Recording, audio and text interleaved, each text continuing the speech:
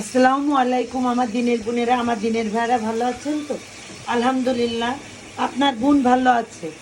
এখন আমি রান্না করব ডিমের কারি।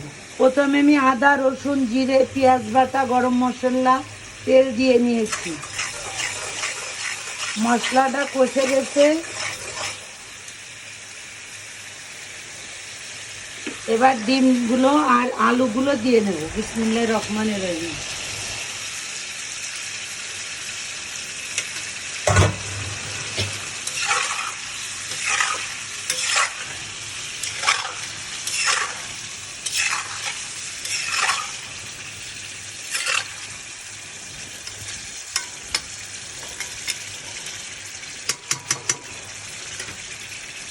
যদি আমার এই ডিমের কারিটা ভালো লেগে থাকে, ভালোবেসে থাকেন, লাইক কমেন্ট শেয়ার অবশ্যই করবেন আর কমেন্ট করবেন। আল্লাহ হাফেজ।